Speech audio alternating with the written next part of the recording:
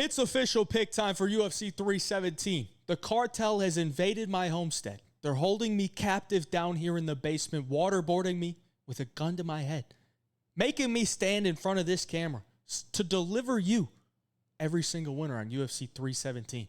That's exactly what we're going to do. I'm going to give you a brief breakdown on who I'm picking and why I'm picking them. But if you want a more in-depth breakdown, go check out the live stream I did with the Parlay MMA last night on the Hey Jai Picks YouTube channel. Went over almost 2 hours breaking down the entire card. Go check that out. A little bit more in-depth stuff. But we know the rules here. Picks and bets are very different. Pick a fighter to win doesn't mean I'm going to bet on him. If I pick a fighter to win doesn't mean I'm going to bet against him. Okay? Picks and bets are very different. If you want all the bets, jump in the Home of Fight Picks Premium membership. There's a link down in the description below to do so. You can get all of the bets this Saturday for free with the promo code. Without any further ado, let's just hop right into it. We scroll all the way to the bottom where we get the first fight of the night. Looks like it's going to be Chris Ewert taking on Jackson McVey. Rodrigues Dumas could not get the okay from the judge to fight this Saturday because he has the ankle monitor on. Guess he can't fight with that. I guess he can't travel. Otherwise, he'd probably be violating some other law. Might get arrested again. So, unfortunate, because I was looking forward to seeing if the jail preparation would work out. But either way, Chris Ewert steps in. Chilean guy, 7-0. Looks to be a pretty solid boxer, pretty solid striker. I wouldn't say he's the best by any means, but he's going to be serviceable. I think he can win some fights in the UFC, and this is a good spot for him to make his UFC debut because he's going up against another UFC debuter in Jackson McVey. McVey, big, tall guy, going to be looking to come downhill, get into that clinch, land some knees, look for those submissions. He is a round one finisher for sure, and I do expect him to come out and have some success in round one, and I do think he could put away Chris Ewert. Ewert's fought some okay guys, but he is very hittable, and he does get hurt. And I think Jackson McVey is going to take advantage of that and get him out of there. So I'm going to take Jackson McVey, but if this fight does get into rounds 2 and 3, we don't know what Jackson McVey looks like. So Christopher Ewert probably going to have better cardio, probably going to be able to take over as the fight goes on. But I'm just going to take Jackson McVey here. It's not a super confident pick because these are two inexperienced guys making their UFC debut, and we just don't know a lot about them. So I'll take Jackson McVey for the official pick. Let's move on. Jonathan Diniz taking on Alvin Hines. Jonathan Diniz should absolutely win this fight. He should be able to knock out Alvin Hines. If Alvin Hines does get him down, though, things could look a little different. Okay, Jonathan Diniz, not a good grappler. Initial takedown defense is it's not amazing, but on the feet, he's going to be way faster. He's going to hit way harder. He's going to be able to chop those legs down. And Alvin Hines, he's not the most unathletic guy out there, but he's your typical heavyweight. He's a little bit more lumbering, a little bit slow. And I don't think he's going to have success with those takedowns if he's shooting from far out. He's probably going to have to bomb his way into a takedown. I just don't really see it happening. I think Diniz gets this one done. I'm going to take him for the official pick. Let's move on to another fight that probably ends up ending in round 1. Jacoby Smith, probably going to knock out Nico Price in round 1. I hope so, because if he doesn't, it's probably a letdown. If Jacoby Smith comes in here and doesn't finish Nico Price in round 1, then we might have to start asking some questions because Nico, way too old.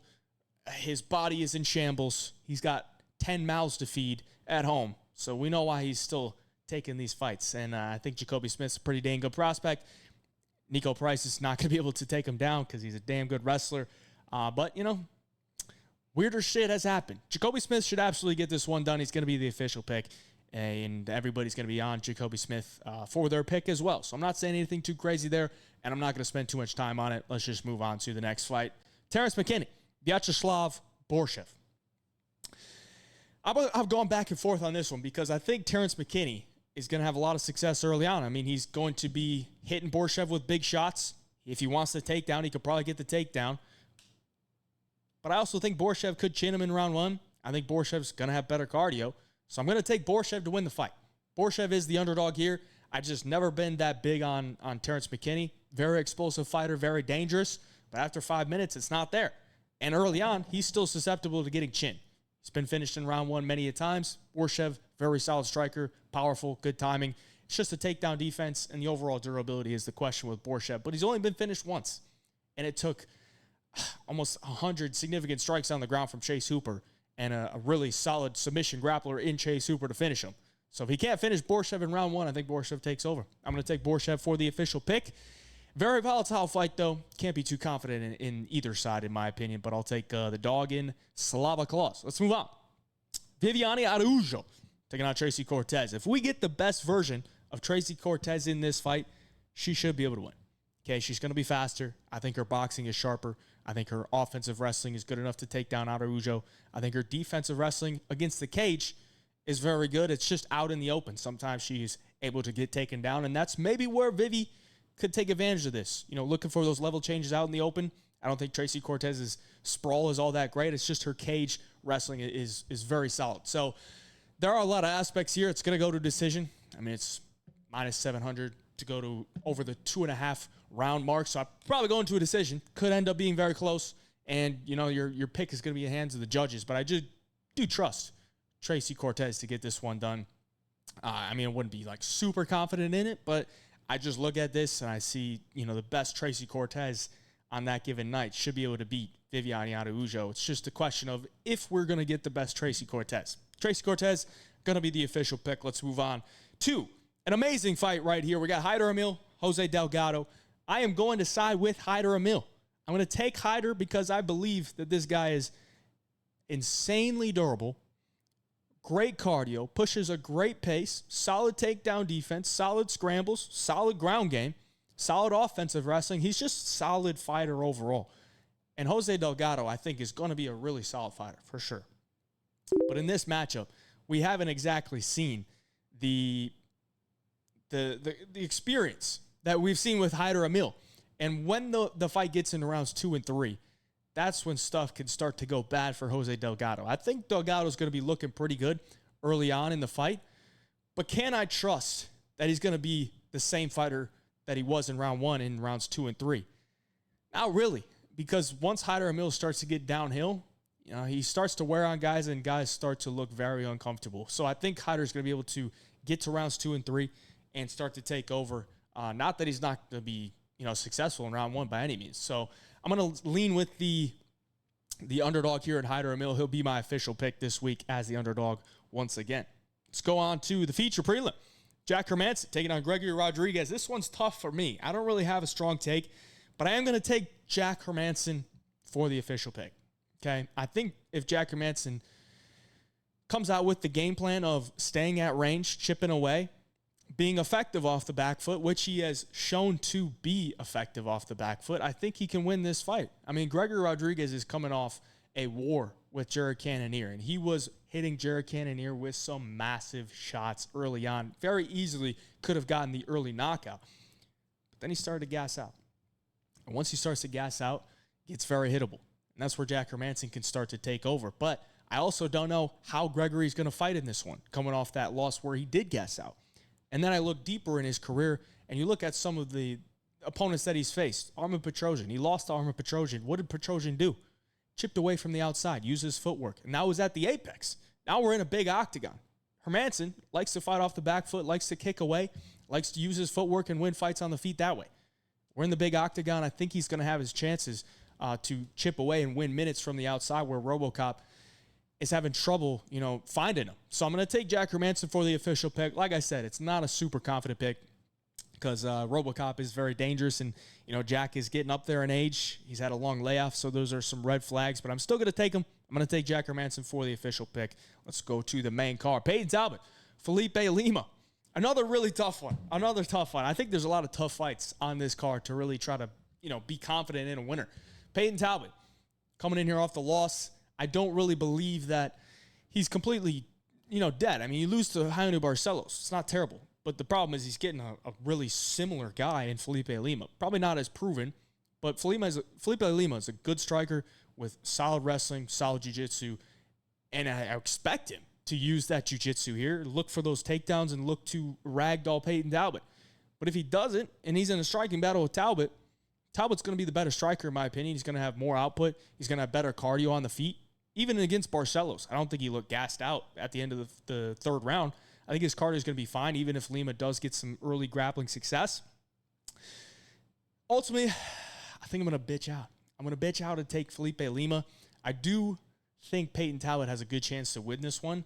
It's just the grappling for Felipe Lima has looked really good to me, even, you know, outside of the UFC. outside of the UFC, his grappling looked really good. He's going down to 135 now, which was his weight class. I think he should be able to take down Peyton Talbott and win minutes that way, if not submit him. So I'm going to take Felipe Lima for the official pick. Hesitantly, but I'm going to take him. Felipe Lima is the official pick. Let's move on. Brandon Royval taking on Joshua Van. Another tough one to call, but I'm going to take the minivan here. I'm going to take Joshua Van because I believe in a 3-round fight. You know, it's not exactly to his advantage. I think the 5-round fight would actually be better for Joshua Van because he looks so amazing in rounds 2 and rounds 3, and he really starts to take over there. But Brandon Royval, to me, is a very opportunistic fighter. And I don't know that he's going to have the opportunities to capitalize with Joshua Van. I think Joshua Van is a really solid minute winner because he pressures you. He's always the guy on the front foot. He's always looking to land a ton of volume, always looking to land big shots, whether it's to the body or to the head. And I think that's going to prevail here. So I'm going to take Joshua Van for the official pick. If this fight goes to the ground, Royval, very, very dangerous with those submissions and very opportunistic. So I'm not ruling that out by any means. I think it's a really close fight, but I'm going to side with Joshua Van here. I'll ride the momentum with the minivan until the wheels fall off. Let's go. Featured bout of the night. Beneil Dariush taking on Renato Moicano. I think it's a really close fight again. I mean, both guys coming off a loss. Beneil, 2 losses in a row. And I believe Beneil is probably looking at this fight like he thinks he could win because it got rebooked. And same with Moicano. He probably believes he can win this fight. So both guys coming to this fight, I think, with confidence that they can get back on track. And Moicano, coming off the title fight loss to Islam, probably got paid a lot of money. I don't know where his motivations are. I'm sure he's motivated to go back and get a win and get some more money, get that second check if you get that win. I don't know what he's on, but I'm assuming that's what he's on. I think these guys grappling is going to cancel each other out to where both guys can have some moments, but neither guy's going to get finished on the feet. I would probably say it's pretty close as well. I don't really give Moicano a huge edge in the striking. Maybe a little bit. I think he's a little bit sharper. Dariush maybe a little bit more dangerous, throws with a little bit more power on the ground. I think Moicano, if he gets on top, he's going to be looking really solid because that's where he wants to be. His ground and pound has looked amazing, and Beneil, chin is a concern. Those ground and pound shots could definitely hurt him there, but I trust Beneil to get through some scrambles, and I think this fight could go to a decision. I'm going to take Renato Moicano for the official pick. It's a very close fight, though. And it's very tough to see, where both fighters are at in their career. I would say Moicano's still a little bit more in his prime, but you really can't knock Beneil for losing to Sarukian and Charles Oliveira by any means. But still, I'm going to take Renato Moicano to get this one done for the official pick. Let's go to the co-main event. Flyweight belt is on the line. Alexandre Pantoja, 3 straight title defenses, 4 straight title fights. Some of those fights have been very close. Very close. Steve Erceg fight was very close. Brandon Royval fight, I didn't think it was that close, but it was, fairly close. Brandon Moreno fight was fairly close. Last fight against Kai Asakura, not close at all. I didn't expect it to be close. I thought Pantoja could get him out of there.